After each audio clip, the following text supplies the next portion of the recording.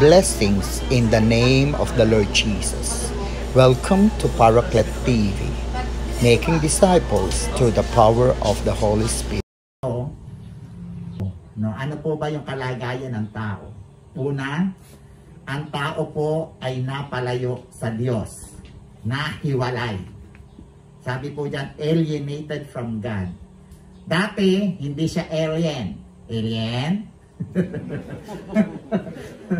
Dati siya ay kasama, siya ay ka-vibes, ka-fellowship ng Diyos. Pero ang sabi naman na nakasulatan, naging alien siya, naging taga-iba siyang lupalop, Siya ay nahiwalay, napalayo, siya ay tunay na naging mag-isa.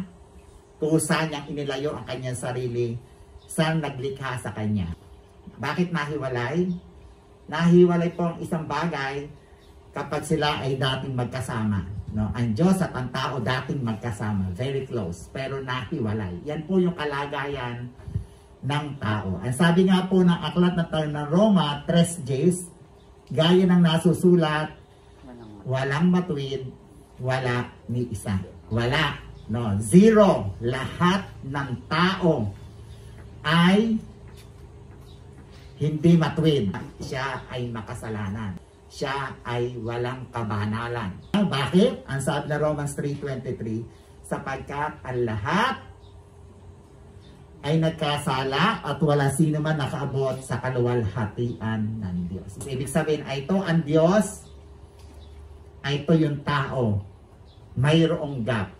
Na ang Diyos po, na banal, walang kasalanan, walang pagkakamali, walang kalikuan, at yung tao ay nasa kabila, pinaghiwalay po sila ng kasalanan ng tao. Alam naman po natin na dahil sa ginawa ng ating unang magulang, na nilikha siya ng Diyos, ayon sa wangis ng Diyos, pero dahil sa pagsaway nila, pumasok yung kasalanan sa mundo, at iyon ang naging dahilan kung bakit nagkaroon ng gap ang Diyos at ang tao. Dahil po sa bagay na yon, nagkaroon po ng matinding galit ang tao para siya magrebelde sa Diyos. Alam po ba ninyo na lahat tayo ay rebelde? Ibig sabihin na rebelde, ang ibig sabihin ng galit tayo sa Diyos, tayo pa ay gumagawa ng mga masasamang bagay. Ang sabi po ng Efeso, ang totoo, tayong lahat ay dati rin namumuhay ayon sa laman. Yung mga tunay na kumilala sa Panginoon, alam niya yung dati niyang buhay at alam niya na siya ay namuhay ayon sa laman. Pag pinag-uusapan po yung laman, ito po yung ating tita, the lust of the flesh. Oo. Tatlo po yan, the lust of the flesh, the lust of the eyes, saka yung pride of life. Iyan po yung dati nating buhay. At sabi dyan, at sumusunod sa masamang hilig ng katawan at pag-iisip. Kaya sa ating likas, yung nature natin, pag pinag-uusapan po yung likas o nature, kumbaga pag ikaw ay aso, likas mo tatahol ka. Ang tao po, ang sabi dyan, kaya't sa ating likas na kalagayan, ano yung likas natin? Tayo po ay makasalanan. Kapag likas na makasalanan ka, gumagawa ka consciously and unconsciously ng kasalanan. Nagkakaintindihan? Ang kasalanan, mayroong sinasadya, pero dahil nga ang likas mo ay makasalanan, wala pong balak gumawa ng kasalanan, pero siya ay gumagawa ng lumalabas kusa. Nagkakaintindihan? Kaya nga yung mga bata, lalo na sa atin na tayo na may nakaranas na magkaroon ng mga anak, hindi mo man tinuturuan kung bakit natututo ng mga bagay na hindi mo naman tinuro. Dahil nga likas niya po yun.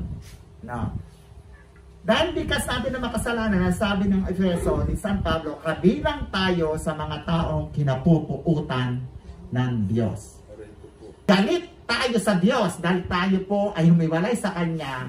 Maliwanag din dito na ayaw man ng Lord na tayo ay kapuutan o kagalitan, nagalit din po ang Diyos. Bakit? Tayo mismo ang humiwalay sa Diyos. Sapagkat sa loob ng puso ng tao, nagmula ang masasamang isipang nag-uudyok sa kanya upang makiapid, magnakaw, pumatay, mangalunya, mag-imbot, gumawa ng kasamaan tulad ng pandaraya, kahalayan, pagkainggit, paninirampuri, pagmamayabang at kahangalan.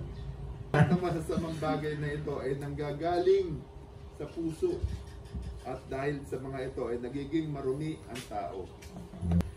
Nang ang ating unang magulang na si Adan, no, ay tunay na nagkasala, lahat po ng tao, maging siya ay sanggol, patay siya sa espiritu. Pag sinabing patay na espiritual, wala silang kaugnayan sa Diyos. Bakit wala kaugnayan? Ay ito ang Diyos, ay ito yung tao, lagot. Kaya kahit anong gawin ng mga apo natin, kahit anong gawin ng ating mga anak, kahit anong gawin ng mga kapitbahay natin na abutin ng Diyos, hindi niya magagawa. Bakit? Kasi lagot ang kaugnayan niya sa Diyos dahil siya ay makasalanan. Tingnan po natin Romans 6:23, sapagkat kamatayan ang kabayaran ng kasalanan, ngunit ang libreng kaloob ng Diyos ay buhay na walang hanggan sa pamamagitan ni Kristo Jesus na ating Panginoon. Kaya ang sabi dyan, ang kabayaran ng mga ginawa natin ay kamatayan. At ang pagkakaroon ng kamatayan ay tunay na hindi nababayaran ng ano paman. Halimbawa, gagawa tayo ng mabubuti para tayo ay mabuhay na ulit o magkaroon tayo ng relasyon sa Diyos, o kaya ay tutulong tayo sa kapwa. Pwedeng tama ang ginawa po natin, pero ito po ay hindi makapagpapatawad at makapagbabalik na relasyon natin sa Diyos.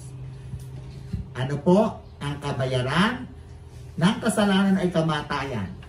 No. Pero mayroon pong solusyon dyan. Ang solusyon na sabi dito, ang libreng kaloob ng Diyos ay buhay na walang hanggan sa pamamagitan ni Kristo Jesus.